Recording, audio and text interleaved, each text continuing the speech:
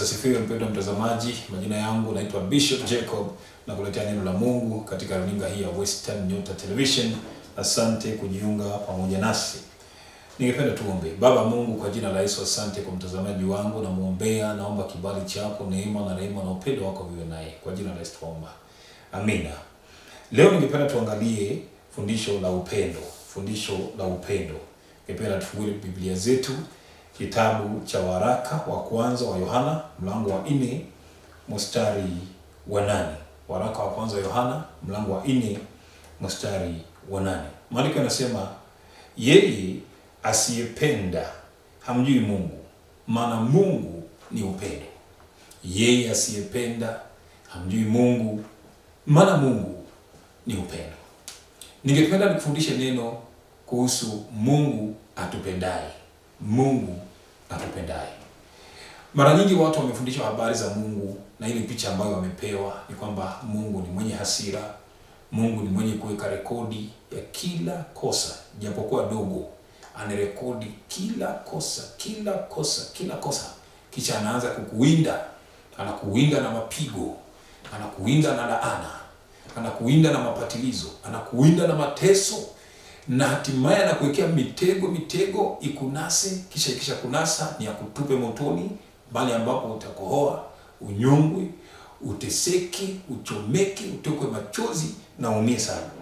Picha hiyo ambayo tumefundishwa ni ya kutupatia sura tofauti kabisa na Baba yetu wa mbinguni. Baba yetu wa mbinguni ni Mungu wa upendo.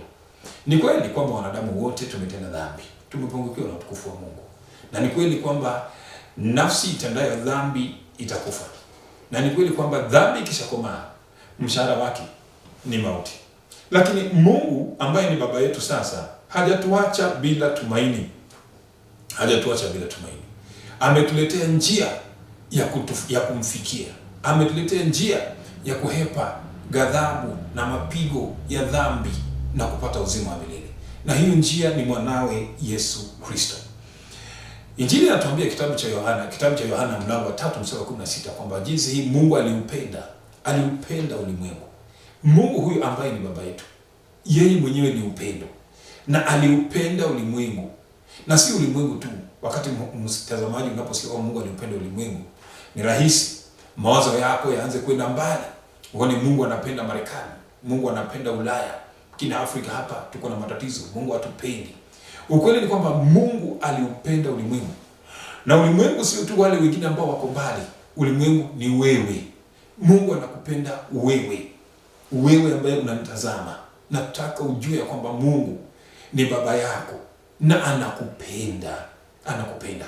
Ni vigumu kuweza kupokea habari hii ya kwamba Mungu anakupenda. Maana unaposikia tu kwamba Mungu anakupenda, mawazo yako huanza kuongea. Na anaanza kujiuliza, ungetarajia Mungu apende mtu ambaye amekamilika, mtu ambaye hana dhambi hata moja, mtu ambaye ni msafi kuliko pamba? Huyu ndio kawaida mawazo yetu yatatuambia Mungu upenda mtu kama yule. Lakini la kushangaza ni kwamba Mungu aliupenda ulimwengu ukiwa ulimwengu bado uko ndani ya dhambi, ukiwa ulimwengu bado umeasi, ukiwa ulimwengu hautaki habari za Mungu. Mungu naye akaupenda tu bado, na akamtoa mwanawe wa pekee aje katika ulimwengu huu ambao umejaa dhambi, umejaa maasi, hautaki mambo ya Mungu, unadharau mambo ya Mungu. Alimtoa mwanawe wa pekee aje ili aende kwa ile barabara inayoenda motoni, asimame katikati yake, aweke roadblock kubwa ya msalaba wake, na aweke mikono kwenye msalaba na aipanue kabisa na aseme, simameni hapo. Hapa kuna upendo wa Mungu, kuna msamaha wa dhambi, kuna kutakaswa na damu ya Yesu, kuna kupewa uzima wa milele, na kuna kupewa mwanzo mpya katika jina la Yesu. Baba wa mbinguni anakupenda wewe. Anakupenda wewe na makosa yako. Anakupenda wewe licha ya makosa ulionayo. Anakupenda wewe licha ya dhambi hizo ambazo kila wakati unajipata unateleza unaanguka ndani. Anakupenda wewe licha ya kwamba hutaki kusikia habari zake, unadharau injili ikihubiriwa, lakini anakupenda. Anakupenda kuliko vile ambavyo mwanadamu anaweza akakupenda. Huyu baba wa mbinguni. Maandiko yanasema ya kwamba yeye Mungu ni upendo. Yeye mwenyewe ni upendo. Si kwamba analeta upendo, yeye mwenyewe ni upendo. Upendo wa Mungu ni wa ajabu. Mimi mwenyewe unanishangaza. Kuna mwimbaji ambaye aliimba akasema, wanishangaza, wanishangaza. Upendo wa Mungu utakutafuta. Utakutafuta. Hata hivi sasa naongea na wewe, upendo wa Mungu unakutafuta. Unakutafuta. Kuna mtu anasikia anasema, Bishop, ungejua yale mambo mimi nafanyanga na vile ni mabaya na vile ni maovu, hata ungejaribu kuniambia. Mungu ananipenda. Wacha nikwambie. Anajua yale mambo wewe unayafanya, yale ambayo umeshayafanya, anayajua na anakupenda. Na kuna jambo lingine nataka ujue. Anajua yale ambayo wewe hujui. Anajua yale ambayo yako mbele yenye unaenda kuyafanya. Anayajua na bado anakupenda. Anangojea wewe uitikie upendo wake. Anangojea wewe useme, kama kuna Mungu mbinguni ananipenda licha ya dhambi hizi, licha ya makosa haya, licha ya uovu huu, wacha nimkimbilie. Wacha nimkimbilie huyu Mungu wa mbinguni. Kuna watu ambao husema, Bishop, tuhubirie vile Mungu atachoma watenda dhambi. Tuhubirie vile Mungu atashuka na radi apige viboko wale ambao hawataki kuokoka. Ambia watenda dhambi wanaenda kuteseka motoni. Nilikuwa nahubiri hiyo injili kwa muda hadi siku moja Mungu akanipatia maono. Na nikaona maono ya hekalu. Nikaona maono ya hekalu na mbinguni limejaa watu. Wengine wako ndani, wako pale kwa miguu ya Yesu, wamefurahi, wanacheka. Yaani wamefika. Lakini kuna wengine walikuwa sehemu ya nje. Na kazi yao ilikuwa wamegeukia mgongo, wameangalisha ile hekalu na macho yao wameangalia huku kwingine. Nami nikauliza, mbona kuna wale ambao wako ndani chini ya miguu ya Yesu wanafurahi, wanacheka, na kuna wengine wako nje na migongo wameangalisha hekalu, badala yake wanatazama huku nje? Ndio nikaambiwa ya kwamba wale ambao wako ndani, wale ambao wamekaa chini ya miguu ya Yesu wanafurahi, ni wale ambao upendo wa Yesu uliwagusa mioyo yao, ukawavunja kwa ndani. Wakajitazama, wakaona kama Yesu alikuwa msalabani mahali pangu kwa sababu alinipenda. Kama Yesu alibeba magonjwa yangu kwa mwili wake kwa sababu alinipenda. Sioni haja tena ya kuendelea na dhambi. Sioni haja tena ya kuendelea kutenda dhambi, kufanya mauaji, kuingia katika maisha ya anasa na madhambi mengine. Haya madhambi, kama kuna Mungu alinipenda kiasi hiki, kwangu yameisha ladha. Na wakainuka, wakaachana na dhambi, maana kulingana na utamu wa upendo wa Mungu na utamu wa dhambi, utamu wa upendo wa Mungu ukawa ni utamu zaidi. Utamu wa dhambi ukawa umekwisha ladha, ukawa hauna sukari yoyote. Wakionja dhambi hivi, haina ladha, wakaitema. Wakionja upendo wa Mungu hivi, una ladha tamu, wakamkimbilia. Wakavutwa na ule upendo, wakavutwa na ule upendo, na wakakaa katika miguu ya Yesu na wakatulia pale. Nyuma hawaangalii tena, maana wanajua vile vilivyo kule nyuma, anasa za dhambi, utamu wa dhambi ulikwisha poteza ladha kwa vinywa vyao. Kilichopoteza utamu wa dhambi ladha ni nini? Upendo wa Mungu wa mbinguni. Na nikauliza, mbona hawa wako nje? Hawaangalii ndani, ni migongo wameangalisha hekalu na wanaangalia nje. Wanaangalia nje na wanaonekana ni kana kwamba wanatamani tena warudi. Nikaambia hawa ni wale wenye hawakuvutwa na upendo wa mbinguni kuja kwa Yesu. Hawakuvutwa na upendo wa Mungu kuja kwa Yesu. Wao bado wanapenda dunia. Wao bado wanapenda anasa za dunia. Bado wanapenda pombe. Bado wanataka mipango. Bado wanataka kimbia na uzinifu na uasherati. Bado hizo vitu ni tamu kwao. Lakini walikuja wakatishwa, wakaambiwa, mkiendelea na hizo vitu radi itawachapa. Mkiendelea na hizo vitu moto itawachoma. Wakaogopa. Wakakimbia kwa sababu ya uoga kumkimbilia Yesu. Lakini walipofika pale, bado mioyo yao inatamani kule walikotoka. Utamu wa dhambi katika vinywa vyao bado wanakumbuka utamu wake. Hawajaonja upendo wa Yesu. Ni uoga tu ambao uliwafukuza wakawaleta katika hekalu na hawakuingia ndani. Maana hawajavutwa kuingia ndani, walifukuzwa kutoka kwa dhambi na uoga na moto wa milele wa jehanamu na mapigo. Kuna watu ambao mbinguni hawataingia ndani sana. Watakuwa wanakaa pale karibu na gate, wakiomba yule malaika ako pale kwa gate, tufungulie tuone kidogo huku vile watu wanajienjoy, vile watu wako kwa bash. Fungulie tuone kidogo huko vile wanakunywa. Hebu tufungulie tuone kidogo huko vile wako kwa mipango, vile wana dance. Hebu tufungulie tuone kidogo huko vile wanavuta, vile wanalewa. Yaani wale watu walitishwa, walihubiriwa injili ya uoga. Walihubiriwa injili ya kwamba Mungu atawachoma na moto. Na kwa sababu ya uoga ule wakakimbia na kutoroka na kuenda kukimbilia Yesu. Lakini mioyo yao bado inapenda anasa za dunia. Mioyo yao bado inapenda mambo ya dunia. Na hiyo ndio injili ambayo hufanya watu wengi wana backslide. Ama wanakuja kanisani na wanabaki na mienendo ya dunia.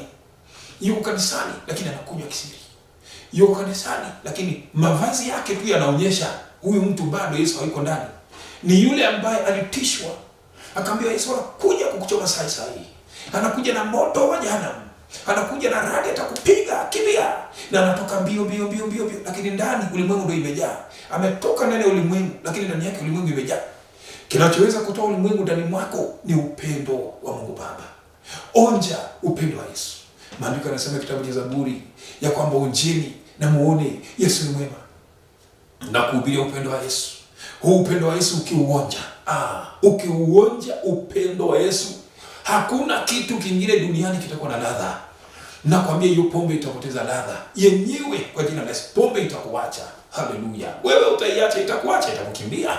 Maana ukionja upendo wa Yesu unaondoa kabisa na unashibisha ile kiu ambayo inakufanya uende kunywa hiyo pombe.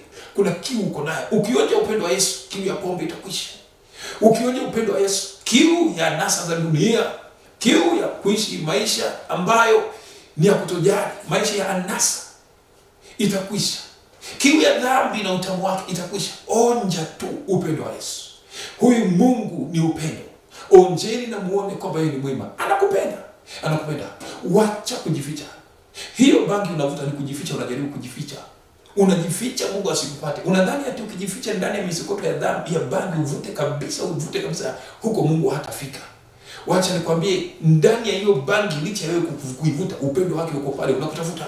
Mungu anakuambia geuka, njoo. Wacha kujificha katika anasa za uasherati na ngono. Huko umekimbia. Unadhani ukikimbilia kule upotelee ndani ya uasherati kabisa, Mungu hatakupata. Wacha nikwambie, upendo wa wanaume, upendo wa wanawake watakugeuka, watakuruka. Kidogo atapata mwingine, wewe atakuhesabu kama takataka. Upendo wa Mungu utakutafuta hata na huko umeenda kujificha. Wacha kujificha kwa madawa ya kulevya, yaani unadunga, unajificha Mungu, unajua huku kwa madawa ya kulevya, huku kwenye mnadunga sana. Huko kuna vibanda zenye mnadunga dawa za kulevya. Moshi imejaa, giza iko, unajua Mungu hawezi fika huko. Upendo wa Mungu utakutafuta. Na ndio huu unakutafuta na umekufikia. Anakuita mwanangu njoo. Binti yangu njoo. Bado nakupenda tu. Bado nakutakia mema. Anasema mwenyewe kitabu cha Yeremia 29:11. Kwa maana najua mambo ambayo nimekuandalia ni mambo mazuri na si mambo mabaya.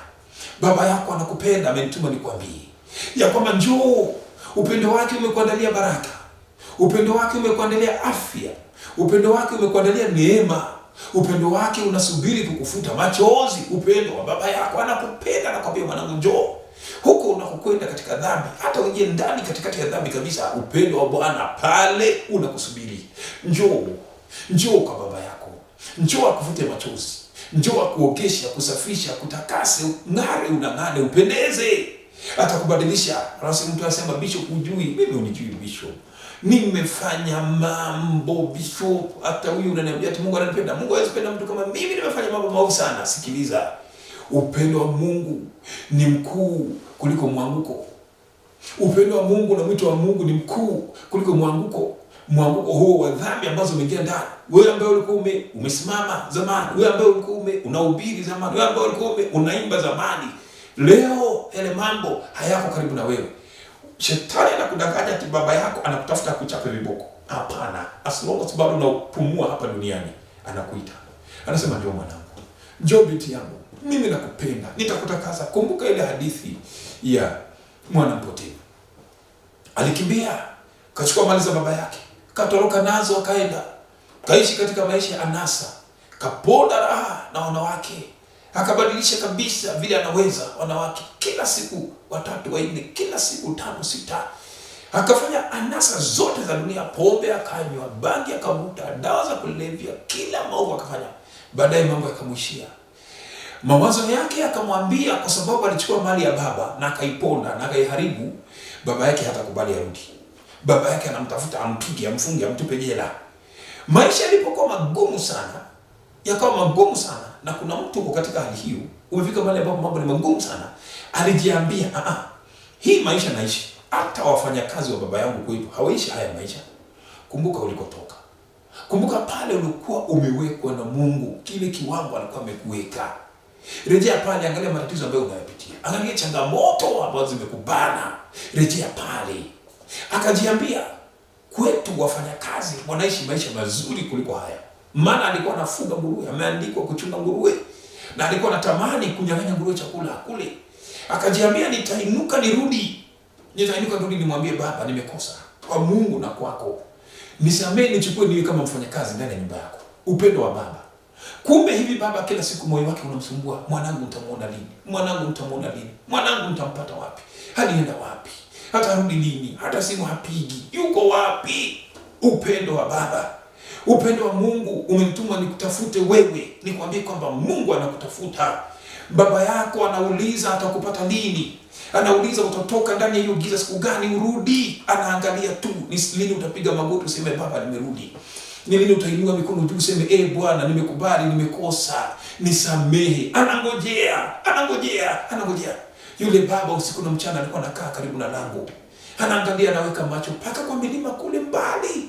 Akiona watu wanakuja wanatembea kama mtoto wake anasema, "Endeni mwangalie kama ni yeye. Endeni mwangalie kama ni yeye." Miaka ikapita. Mzee anasononeka. Chai analetewa pale kwa lango. Lunch ni pale kwa lango. Jioni kabisa ndiye anatoka. Na kitoka anaweka bawabu. Angalia, anatarajia mtoto wangu arudi. Mungu amekuwa akingoja urudi.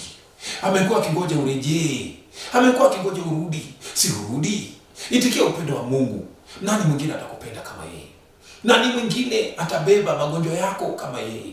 Nani mwingine atavunja laana kama yeye? Nani mwingine aliyejawa na msamaha kama yeye? Jina lake Yesu Kristo anakuita. Anasema, mwanangu nakupenda, njoo nitakubadilisha. Wewe mwenyewe huwezi kujibadilisha. Huwezi. Ukisema Bishop, ngoja kwanza nikuwe mtu mzuri msafi ndio niende kwa Mungu, huwezi kujibadilisha. Maandiko anasema yule baba alipomuona kwa mbali mtoto anakuja, amevaa matambara, miguu imekuliwa na funza wadudu, anatembea miguu imekuliwa na funza, imedungwa na miba, ameparara, amekonda. Yaani mtoto alikuja na dhambi zake zote na mapigo ambayo aliyapata duniani yote. Usingoje uwe msafi. Hata hakuoga, maana maji kule walikuwa wanachunga nguruwe, hakuna maji. Usijiambie nitawacha sigara kwanza ndio niokoke. Nitawacha wanawake kwanza ndio niokoke. Nitawacha wanaume kwanza ndio nitawacha udhalimu na ukora kwanza. Huwezi kuacha. Hiyo ni jela, huwezi kujifungua ndani. Huna kifunguo, ulifungiwa ndani, kifunguo uko nje. Aliye na kifunguo ni baba yako, na upendo wake ndio unafungua master key kila kifunguo. Hiyo jela uko ndani ya dhambi, master key upendo wa Bwana itafungua. Geuka tu kuje. Hivyo na hayo mambo yako atakuondolea mwenyewe. Baba alipomuona akasema, yule anakaa kama mwanangu, nimemngoja miaka mingi. Kumuona kuwa na hakika ni yeye, baba akatoka mbio na uzee wake, akatupa bakora kando, akakunja kanzu mbio akamkimbilia mwanawe. Maandiko yanasema akamkumbatia kwa kifua na akaanza kulia. Anamkumbatia na ni mchafu. Anamkumbatia na nguo zimejaa chawa. Anamkumbatia na ananuka mavi na kinyesi cha nguruwe. Anamkumbatia na miguu imekuliwa na funza. Anamkumbatia makucha ni marefu yamejaa uchafu. Anamkumbatia tu. Ni shetani anakuja kudanganya kwa sababu ya dhambi zako nyingi. Mungu atakuchapa kiboko. Atakuua wewe. Atakuua. Anakutafuta na upendo wake akutakasa. Inuka kuja. Unangoja nini? Inuka twende kwa baba yetu. Unangoja nini? Na hapo alipomkumbatia, wafanyakazi wake wakuja, akawaambia, harakisheni, muosheni huyu, muogesheni, kateni makucha, nyweni nywele, mpakeni mafuta, mtengenezeni, mpakie nguo mpya. Haleluya! Utapewa vazi jipya la wokovu. Utapewa vazi jipya la utakatifu. Utapewa vazi jipya la kibali. Kubali upendo wa Kristo aliyekufa msalabani kwa sababu yako. Upendo wake unakutafuta. Toka kwenye haya madamburo ya dawa za kulevya, ya bangi, ya wanaume, ya wanawake, ya pombe. Toka kule ndani. Kimbilia jina la Yesu, liite. Angalia wenzako wangapi wamekufia hapo. Wangapi wenzako wamekufia hapo, wale ambao uliwapata huko. Wale ambao uliwapata kwenye hayo madaburo, wale ambao uliwapata wakishoot hizo dawa za kulevya, wale ambao uliwapata wakinywa hizo mapombe, wako wapi? Ni wangapi wameokotwa na polisi wakaenda kuzikwa? Ni wangapi wamekufa ukiona? Toka huko, maana wewe ndio next evil kinakungojea. Kuja kwa upendo wa baba yetu atakutakasa.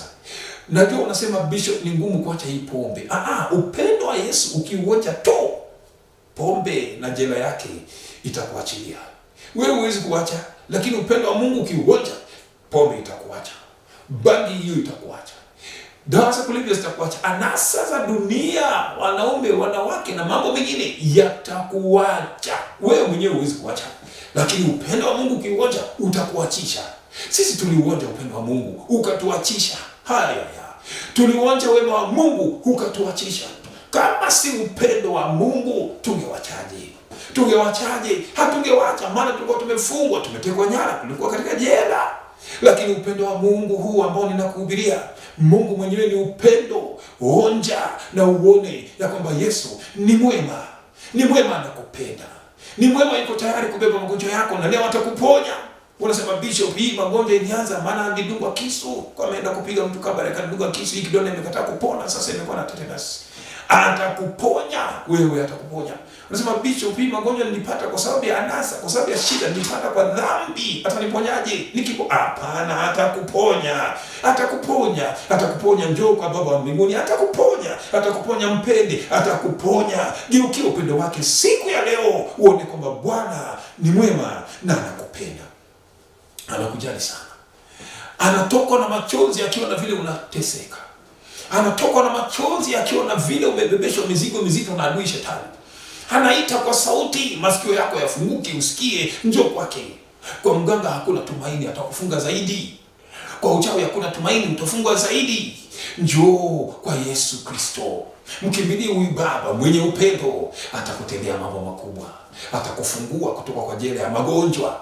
Atakukomboa kutoka kwa jela ya laana za familia yenu. Atakukomboa.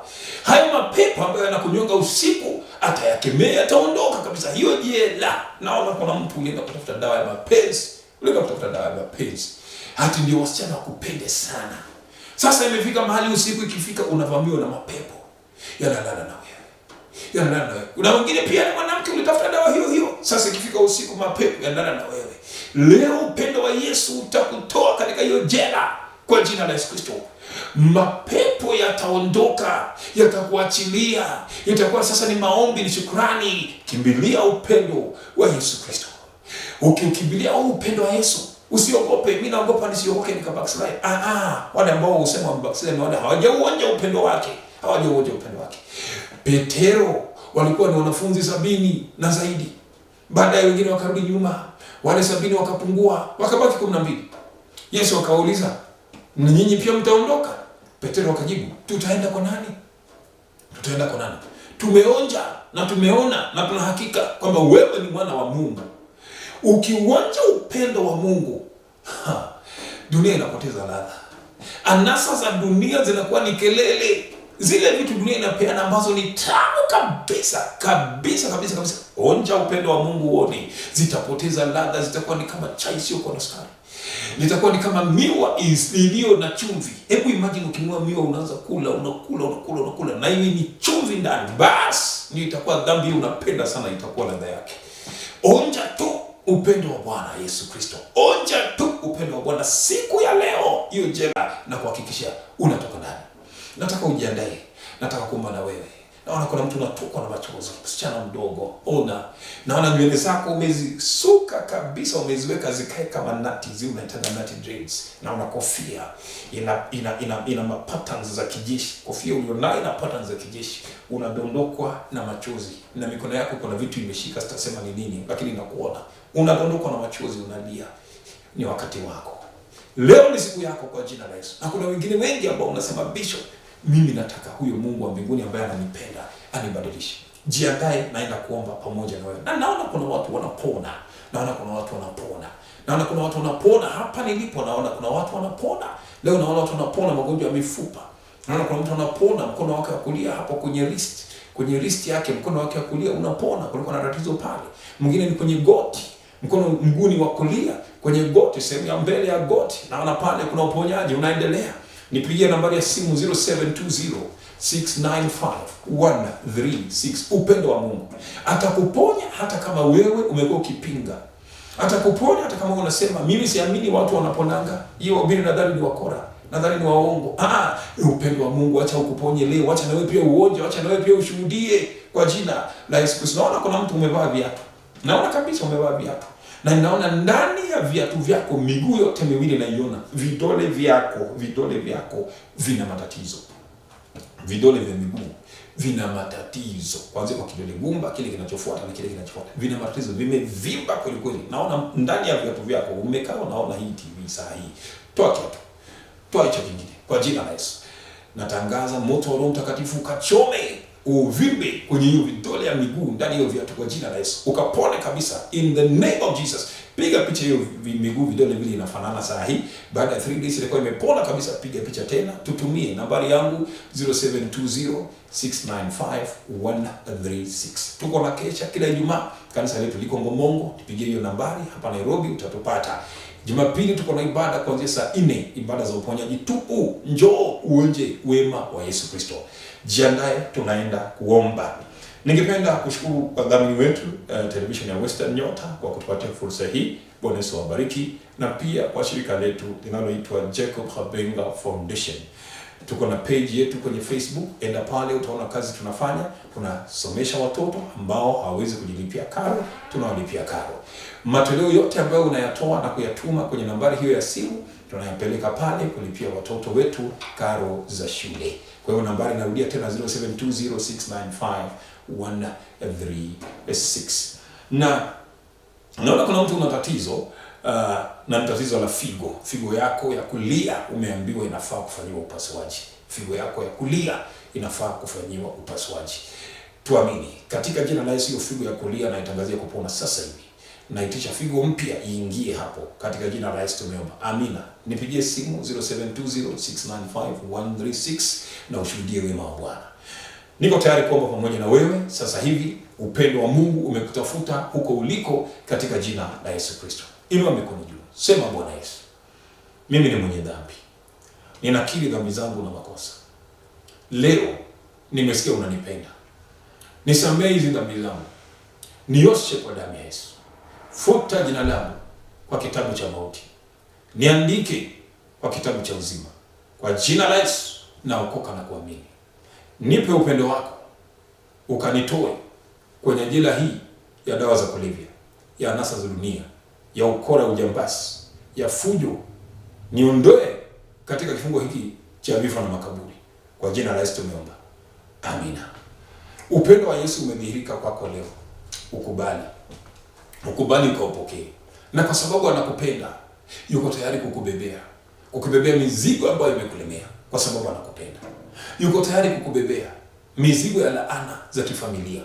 Laana za kifamilia ambazo zimeleta mauti katika familia yenu. Kila baada ya miezi 3 ni mazishi. Kila baada ya miezi 3 ni mazishi. Kila baada ya miezi 3 ni mazishi. Wewe naongea na wewe. Upendo wa Yesu Kristo umekuja kwako leo. Inuka ukampe Yesu Kristo maisha yako na ukasimame kwa pengo kwa ajili ya jamii yenu. Yesu akakatishe kabisa mtiririko wa mauti katika hiyo familia. Mauti yaishi. Maagano yaliyofanywa na kifo kuja kuharvest watu kila baada ya miezi 3. Angalia boma lote ni makaburi.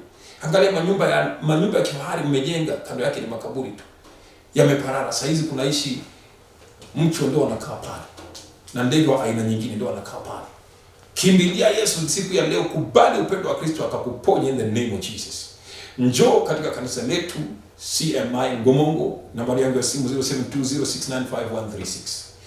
Nashukuru Mungu kwa ajili ya kusimama na kipindi hiki. Jina langu ni Bishop Jacobs. Bwana Yesu akubariki sana. Asante.